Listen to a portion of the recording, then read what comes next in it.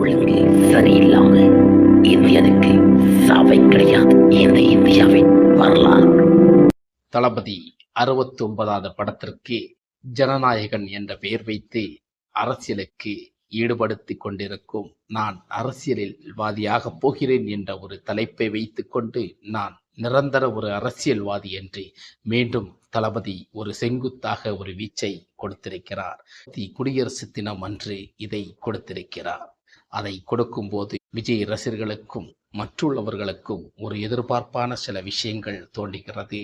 ஆனால் இந்த விஷயத்தில் பார்க்கும்போது விஜய் இந்த தலைப்புக்கு சொந்தமான ஆள் என்று பார்த்தால் 2026ஆம் ஆண்டு வரும் எலெக்ஷனில் தெரிந்து அரசியலில் முழுக்க முழுக்க இவர் நீர்வீழ்ச்சி அடித்து விடுவாரா இல்லது அதில் வெற்றி பெறுவாரா அல்லது தன்னுடைய பயணம் மீண்டும் தொடருமா என்று வேடிக்கை மட்டும்தான் மிஞ்சும். ஆனால் இந்த படத்தை பற்றி வினோத் சில கருத்துக்களை சொல்லியிருக்கிறார். அதாவது இந்த படத்தின் சில முக்கியமான தகவல்களை சொல்லியிருக்கிறார். என்ன தகவல் என்றால், இந்த படத்தில் சில அரசியல் தாக்குதல் அதிகமாக ஒன்றும் இருக்கக்கூடாது என்பதற்கான கண்டிஷனை விஜய் போட்டிருக்கிறார். யாரையும் முகமுறித்து எந்த வசனங்களும் இருக்கக்கூடாது, சின்ன ஒரு மைல்கல் தான் இருக்க வேண்டும்.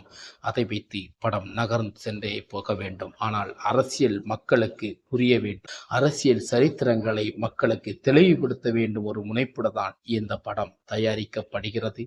இந்த படத்தில் சிலபலமான வசனங்கள் நமக்கு இடம்பெறக்கூடாது. அரசியல் கட்சியில் இருக்கும் பெரிய பெரிய தலைவர்களை நமக்கு தாக்கிடக்கூடாது என்பதற்கான எச்சரிக்கையும் வினோத்துக்கு விஜய் கொடுத்திருப்பதை வினோத் ஒரு பேட்டி மூலமாக நமக்கு தெரியப்படுத்தியிருக்கிறார். அதனால் இந்த விஜயின் 69 ஜனநாயகன் திரைப்படத்தின் பெயரை அவருடைய அரசியல் வாழ்க்கை பிரதிபலிக்கிறது என்பது உண்மை என்பதை மீண்டும் விஜய் நிரூபித்திருக்கிறது. நமக்கு புரிகிறது, தளபதி ஓயவில்லை, ஒளியவில்லை, மீண்டும் அவர் முளைத்து வருவார். அமைதி காக்க வேண்டும் என்பதுதான் அவர் வீட்டில் இருக்கிறார். ஆனால் வெளியே வரும்போது நிச்சயமாக அது ஒரு ஆர்ப்பாட்டமோ இல்லது ஒரு அமைதி ஒரு படையாகவோ இருக்கலாம். அது மாறலாம். சில விஷயங்கள் நமக்கு தெரியாது. மாற்றம் வரும்போதுதான் சில விஷயங்கள் புரியும். அதை போல்தான் தமிழக வெற்றி கழகத்தின் கட்சி இப்போது அமைதி சார்ந்திருக்கிறது. எத்தனை உரசல்கள் வந்தாலும், எத்தனை கெடுதல்கள் வந்தாலும், எத்தனை பேர்கள் அதை சுட்டிக்காட்டி தரைக்குறைவாக நடிகர்கள் முதல் வரை தமிழக வெற்றி கழகத்தின் கட்சி ஒரு சார்ந்துதான் போய்கொண்டிருக்கிறது.